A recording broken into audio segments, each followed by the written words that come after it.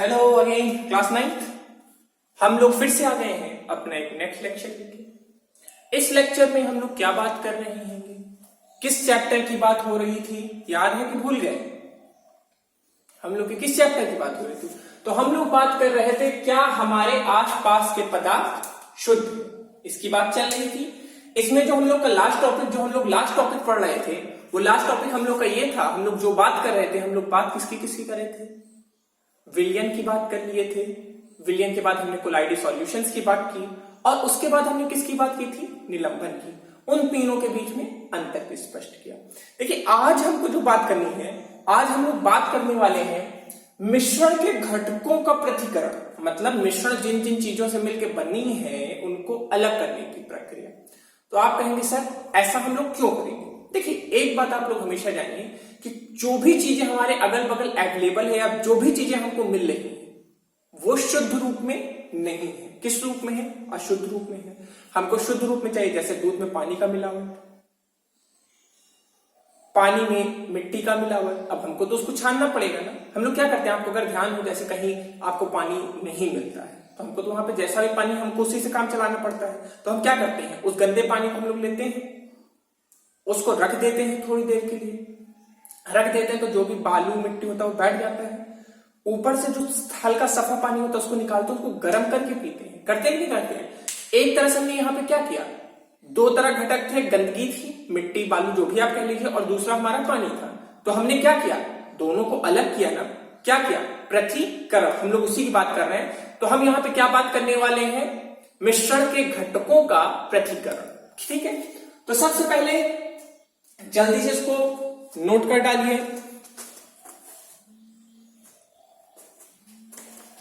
इसको जल्दी से आप लोग क्या कर डालिए, नोट कर। पहले इसको आप लोग नोट कर लीजिए, ठीक है। अब देखिए हम बात करते शुरू करते हैं अपना, हम लोग यहाँ क्या पढ़ना चाह रहे हैं। तो पहले हम लोग क्या करते हैं, पहले हमेशा हम क्या हल्का सा इंट्रोडक्शन लेते हैं। क्या है? अधिकांश प्राकृतिक रासायनिक पदार्थ रासायनिक दृष्टि से शुद्ध नहीं होते। जैसा कि मैंने आपको बताया, जो भी चीज हम लोग यूज करते हैं उनमें से मैक्सिमम जो चीजें होती है वो शुद्ध नहीं होती हैं। अब शुद्ध नहीं होती है तो हमें क्या करना पड़ेगा, हमको उनको शुद्ध करना पड़ेगा, क्योंकि हम लोग गंदी चीजें तो नहीं यूज कर सकते हैं ना, हमको तो यूज करना ही पड़ेगा। तो हमको यूज करने के लिए उनको हल्का सा क्या करना पड़ेगा, हमको उनको शुद्ध करना पड़ेगा। ठीक है, अब देखिए शुद्ध करने के लिए भी कुछ हमारे पास चीजें होनी चाहिए। क्या है? मिश्रण के घटक पृथक करने के लिए विभिन्न प्रकार की विधियां प्रयोग लाई जाती है। मतलब क्या है, काफी विधियां, केवल एक विधि नहीं है, कई विधियां हैं। लेकिन विधि कौन सी प्रयोग करेंगे? वह विधि हम लोग प्रयोग करेंगे जो आसानी से हम लोग उपयोग कर सके। मतलब हर चीज को उसी तरीके से नहीं कर सकते हैं। जैसे हम लोग छानने वाली चीज करते हैं, जैसे पानी में बालू मिला है तो हम क्या करेंगे, उसको छान देंगे। लेकिन दूध में पानी मिला है तो दूध और पानी में भी छानने के लिए क्या हम लोग उस छन्नी का यूज कर सकते हैं? नहीं कर सकते। क्यों? क्योंकि जिस तरह पानी तरल है उसी तरह दूध भी तरल है। पानी भी निकल जाएगा, दूध भी निकल जाएगा, तो क्या वहां पृथक्करण किसी प्रकार का हो पाएगा? नहीं हो पाएगा। तो हमको क्या है, अगला पॉइंट क्या है हमारा, पृथक करने के लिए हमें विभिन्न घटकों की प्रकृति का ज्ञात होना चाहिए। मतलब दो के दोनों घटकों में क्या अंतर है। देखिए ध्यान दीजिए, अंतर के कारण होता है। जैसे हम बालू और पानी को पृथक करना चाहें तो उसके लिए दो विधियां हैं। हम उसको रख देंगे तो बालू जमीन पर जम जाएगा, ऊपर से पानी निकाल लेंगे, पहला तरीका पृथक करने का। दूसरा तरीका कि हम वहां पे छन्नी का प्रयोग कर सकते हैं। छन्नी मतलब फिल्टर पेपर, छन्नी की जगह हम फिल्टर पेपर अपनाएंगे। फिल्टर पेपर क्या होता है, एक प्रकार का पेपर ही होता है, लेकिन उसमें जो होते हैं, जो छेद होते हैं, छिद्र जो होते हैं बहुत महीन होते हैं।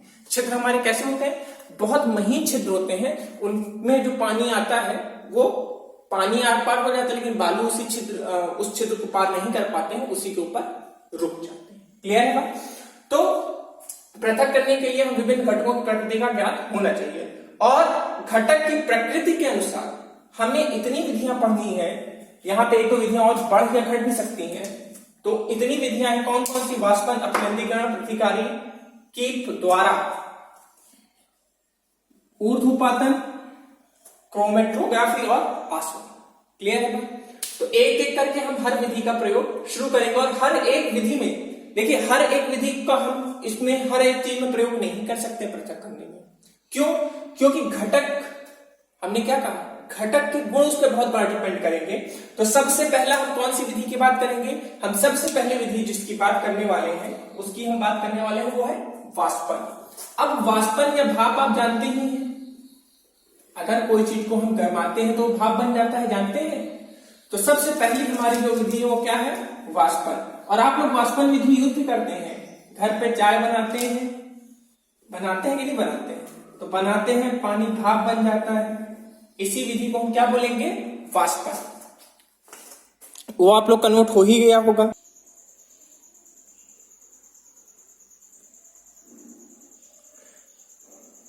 देखिए, जिस विधि की हम अब बात करने वाले हैं, जो पृथक्करण की हमारी पहली और सबसे आसान विधियों में से एक है, वो है वाष्पन। वाष्पन आप लोग पहले भी पढ़ चुके हैं, फर्स्ट चैप्टर में भी हमने पढ़ाया है। क्या होता है वाष्पन, जब कोई पदार्थ अपने द्रव्य रूप से गैसीय रूप में बदल जाता है, उसी को हम क्या बोलते हैं, उस स्थिति परिवर्तन को की घटना को हम क्या बोलते हैं, वाष्पन बोलते हैं। तो यहां पे क्या हो रहा है, इस विधि में वाष्पशील घटक और अवाष्पशील घटक को पृथक करने के लिए काम आता है। मतलब यह विधि हम तब यूज करेंगे जब एक कोई घटक मतलब चाहे आप भी जानते हैं कि दो चीज का मिलकर बनता है विलयन, या जो भी मिश्रण होता है, मिश्रण की बात करेंगे यहाँ पे, विलयन, निलंबन या कोलाइड की बात नहीं करेंगे, हम सीधे मिश्रण की बात करेंगे। तो जो भी मिश्रण होता है वो दो घटक के मिलकर बने होते हैं। तो मैक्सिमम टाइम अगर विलयन की बात करें तो विलेय और विलायक होता है। तो अब इनमें से हम मान लेते हैं जो विलेय है वो वाष्पशील है और विलायक क्या है, अवाष्पशील।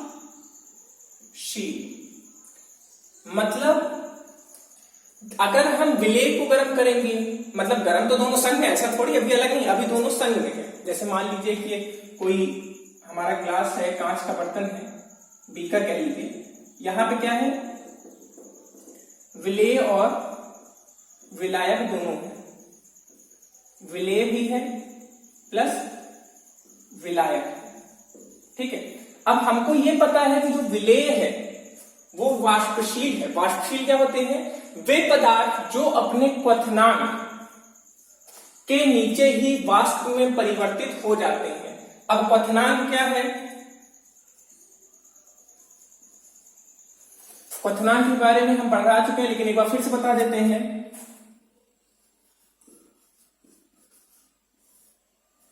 वह ताप जब पदार्थ द्रव अवस्था से गैस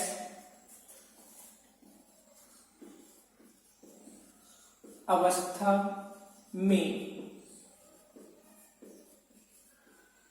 परिवर्तित होता है।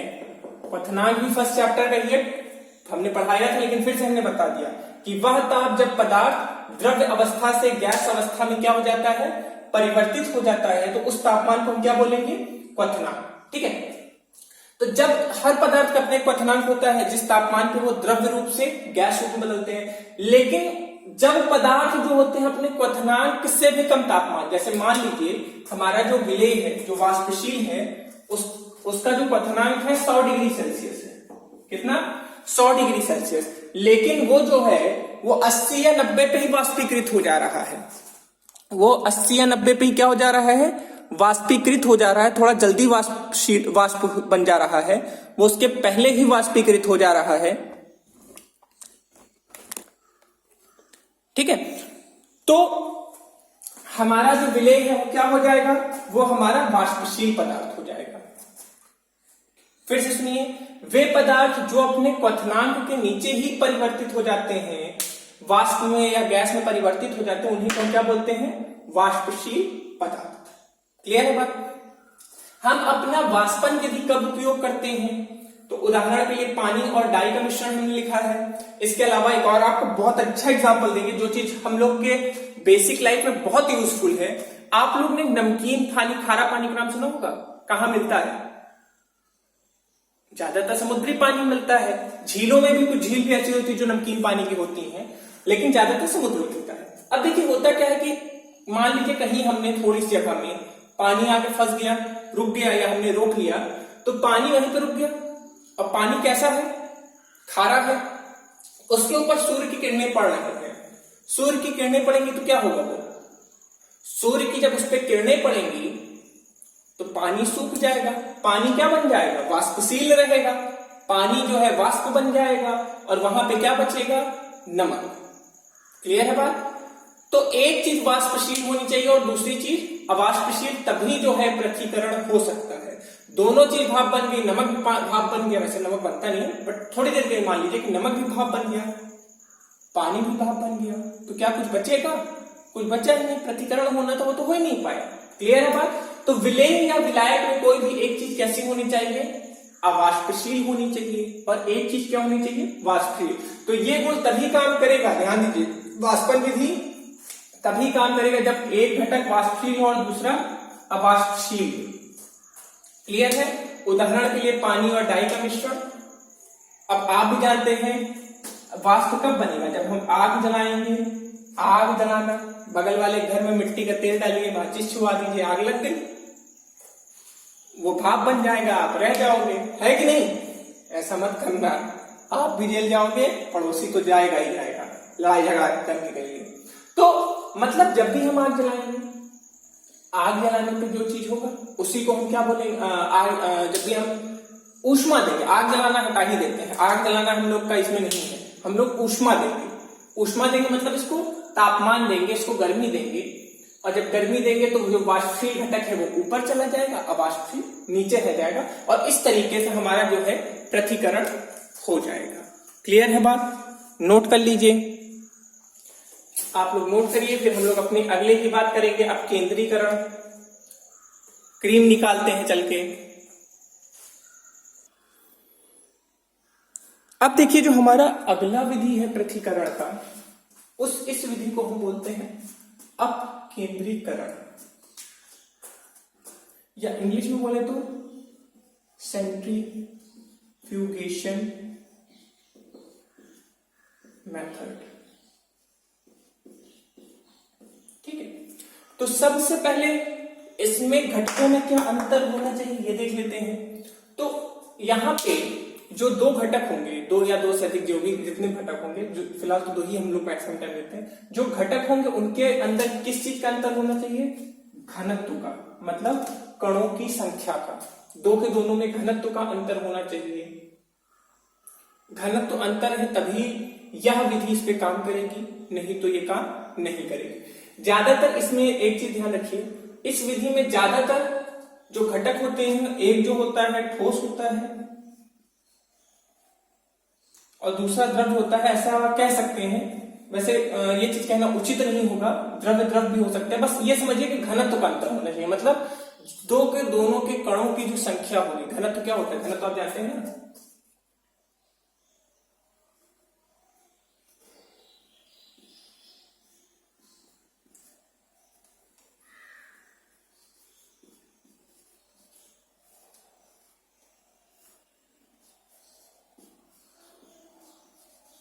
घनत्व का यही सूत्र होता है, आयतन बटे क्षेत्रफल। मतलब निश्चित आयतन में, मतलब जितना आयतन हो कितने इलाके में खींच ले रहा है, मतलब कणों को आप सीधे समझिए कि कितने ज्यादा, मतलब कम उतने ही इलाके में कितने ज्यादा कण है, कितने कम कण है। जैसे मान लीजिए हमने इतना बड़ा सा एक बॉक्स लिया, इसमें 100 कण है और दूसरे बॉक्स में 10 कण है, तो यहाँ पे ज्यादा कण है, मतलब यहाँ पे आयतन तो उतना ही है, लेकिन आयतन भी उतना है, लेकिन कणों की संख्या उसमें में क्या है? बहुत ज्यादा है।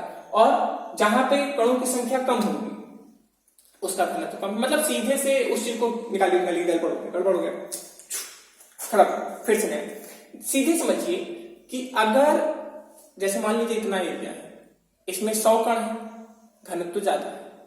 इतने ही एरिया में वहां पे 10 कण है, इसका घनत्व कम है। मतलब ये समझिए कि कणों की संख्या ज्यादा या कम होने के अकॉर्डिंग उसका घनत्व ज्यादा या कम होता है। तो ध्यान दीजिए, दो के दोनों में घनत्व का क्या होना चाहिए?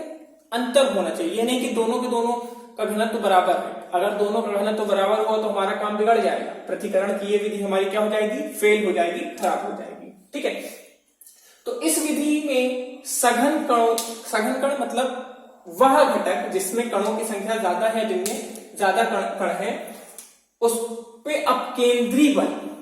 अपकेंद्री बल क्या होता है ये समझिए। जैसे मान लीजिए हमने एक रस्सी लिया, उसको ऐसे ऐसे लेके उसके साइड में पत्थर बांध के घुमाने लगे, तो आप देखते हैं ना कि आप पत्थर 2 बार घुमाएंगे तो 1-2 बार तो अपने आप चला जाएगा, जाएगा नहीं जाएगा। तो ध्यान दीजिए, जब कोई चीज को हम गोला गोल घुमाते हैं तो उसके ऊपर एक बल काम करने लगता है जिसको हम बोलते हैं अपकेंद्री बल। समझे, हमने एक रस्सी ली, पत्थर बांधा, घुमाने लगे, 1 बार 2 बार, कभी ना कभी सभी लोग बचपन में करे हैं ये काम। तो आप 1 बार घुमाएंगे, 2 बार घुमाएंगे, तीसरी या चौथी बार वो 1 बार वो अपने आप चला जाएगा बिना आपके बल लगाए। तो उस पर कौन सा बल काम कर रहा है, उसको गोल घुमाने का जो बल काम कर रहा है उसी को हम क्या बोलेंगे, अपकेंद्री बल। तो इस विधि में सघन कण मतलब वह घटक जिसके घनत्व ज्यादा है, अपकेंद्र बल के कारण वो क्या होते हैं, नीचे बैठ जाते हैं, तल पे नीचे बैठ जाते हैं, और जो हल्के कण होते हैं वो क्या हो जाते हैं, वो ऊपर रह जाते हैं। बात आई समझ में। मतलब जो हल्के वाले, जैसे एग्जाम्पल हम ले लेते हैं, दूध से क्रीम का निकालना, मक्खन कह सकते हैं, क्रीम कह सकते हैं, मक्खन क्रीम कैसे होता है। आप लोग घर पे देखते होंगे, अगर आप लोग के घर पे मम्मी, हमारी तो मम्मी करती हैं, हमारी मम्मी के पास यही काम रहता है, घी बनाती है उससे, तो वो क्या करती हैं, दूध में मथनी चलाती हैं। मथनी चलाती हैं तो आप देखते हैं कि थोड़ा थोड़ा ऊपर हल्का सा मलाई आ जाता है, आता है नहीं आता है, और जब उसको और तेजी से चलाते हैं तो हल्का क्रीम टाइप सा आ जाता है। तो मथनी की, अब वो थोड़ा सा मुझे सॉरी ये चीज मुझे नहीं पता कि मक्खन रहता है, मम्मी निकालती है, पूछ लेंगे, बट आप ये समझिए कि मथनी से निकाला जाता है, मलाई कह लीजिए या क्रीम कह लीजिए, और फिर उसी का यूज किया जाता है, किसकी मदद से, मथनी से। अभी तक क्या था कि हाथ से मथनी है, अब तो मशीन भी आ गई। अब जैसे थोड़ा सा दूध है तो आप घर पे कर दिया आराम से, लेकिन जैसे मान लीजिए बहुत ज्यादा दूध है तो देखिए आजकल सेपरेटर मशीन्स आ गई हैं, इसके नीचे इस तरह से मशीन वो लगे रहते हैं, ये घूमता है, तो या घूमता है तो जो हल क्रीम होता है वो ऊपर ऊपर इकट्ठा हो जाता है, जो दूध होता है वो नीचे इकट्ठा हो जाता है। इसी को हम लोग अपकेंद्री मशीन के भी नाम से भी जानते हैं। इसका दूध वाले मैक्सिमम जहां पे डेयरियां होती है वहां पे यूज होता है। ठीक है, इस विधि को, इसमें होता क्या है, इसमें जो भी मतलब मशीन का यूज करते हैं उसमें चीज को बार बार हम घुमाते हैं, और जब बार बार घूमता है तो हल्की चीज ऊपर आ जाती है और भारी चीज नीचे तल पे एकत्रित हो जाती है। तो हल्की चीज को हम ऊपर से हटाते जाते हैं और भारी चीज को ही छोड़ देते हैं, भारी चीज को निकाल लेते हैं। ठीक है, तो इस विधि में कौन कौन सी चीजें हम यूज करते हैं, तो मैक्सिमम दो नहीं और भी चीजें, बट हम 2 ही चीज को समझेंगे, दूध और मक्खन, जैसे अभी हमने एग्जांपल दे दिया। दूसरा हम लोग के खून और यूरिन का जो डायग्नोसिस होता है, यूरिन टेस्ट होता होगा, तो जो लैब होता है, जो परीक्षण लैब होता है, उसमें किस तरह से यूज होता है, खून और यूरिन का ही परीक्षण होता है, इस तरह से घुमा के, इसी तरह की मशीन होती है, उसमें उसको टेस्ट ट्यूब को फंसा दिया, आपका खून टेस्ट ट्यूब में लेते हैं, टेस्ट ट्यूब में रख के उसको फिर घुमाते हैं और अलग कर लेते हैं। क्लियर है बात, इसको जल्दी से आप लोग नोट कर लीजिए। इसके बाद हम अपनी अगली विधि की ओर बढ़ेंगे। अब हम लोग बच्चा अपनी अगली विधि में आ जाएंगे, जो हमारी तीसरी विधि है। इसको हम बोलते हैं पृथक्कारी कीप द्वारा पृथक्करण। ठीक है, पृथक्कारी कीप क्या होता है पहले ये समझ लीजिए। देखिए,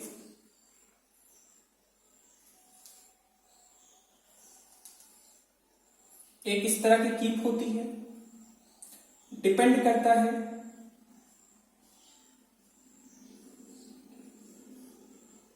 ये कॉर्क होता है, इसमें इसको हम लोग स्टैंड पर रख देना, लटका थोड़ी रहेगा।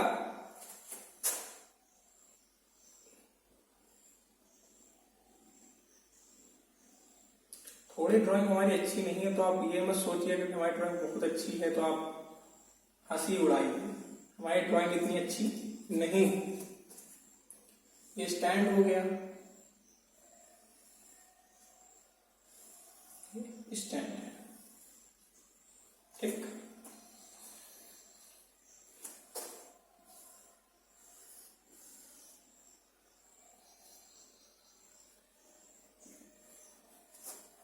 थोड़ा ऊपर कर दीजिएगा, हमने बहुत नीचे कर दिया, इसको थोड़ा सा ऊपर कर दीजिए, छूना नहीं चाहिए, हम छुआ दिए हैं। चलिए आपके समझने भर के लिए हो गया। देखिए ये जो है हमारा प्रतिकारी कीप है, इसमें क्या होते हैं, यह विधि तब ही उपयोग होते हैं जब दो के दोनों पदार्थ जो है वो दो के दोनों कैसे हैं, अघुलनशील है। ध्यान दीजिए, एक चीज यहां पे ध्यान देने वाली है,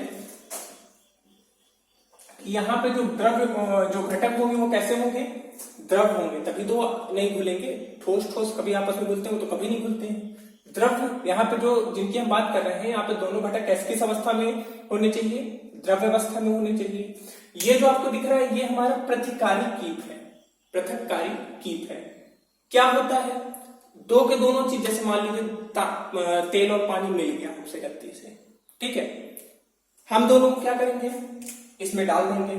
आप भी जानते हैं कि तेल और पानी कभी मिल नहीं सकते हैं, कभी भी तेल और पानी आपस में मिल नहीं सकते हैं, और मिल नहीं सकते हैं तो आप देखेंगे कि एक चीज नीचे एकत्रित हो जाएगा।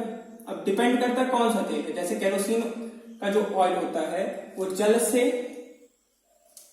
हल्का होता है केरोसिन, तो ये हमारा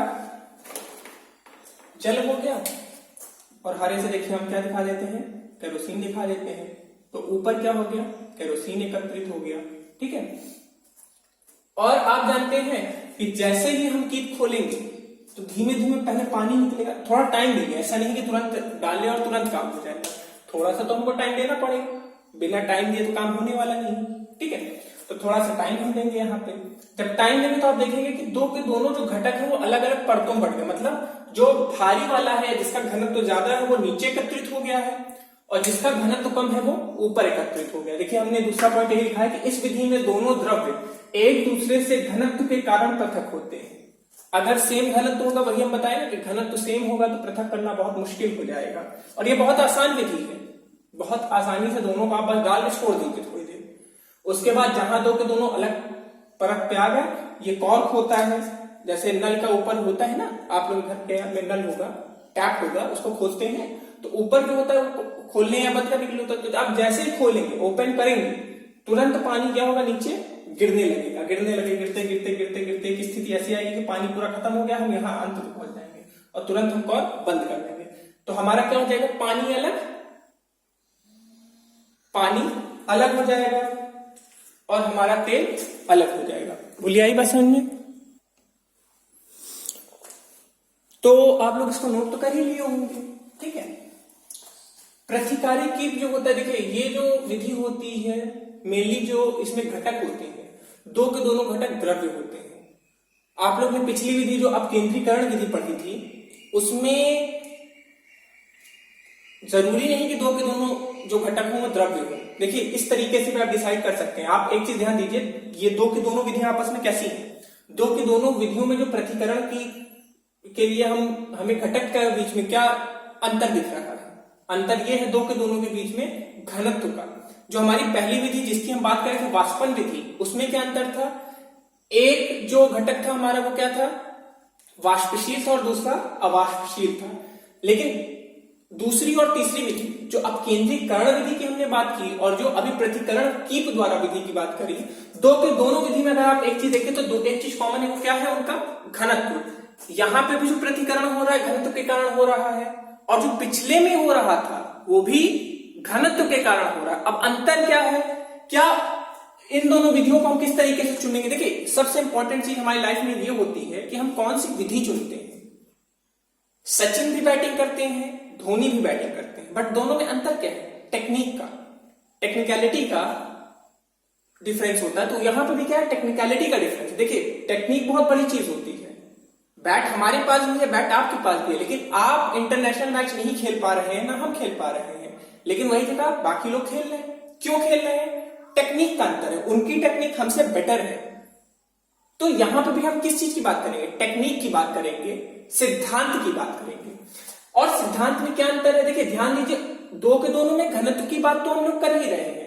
अंतर यहाँ पे ये है हमारे पास छोटा सा कि जो इसके पहले वाली विधि थी वो उसमें जो दोनों घटक हैं, दोनों घटक जरूरी नहीं कि द्रव्य, दोनों हो भी जाए तो काम चल जाएगा। एक घटक ठोस हो और एक द्रव हो तब भी काम चल जाएगा।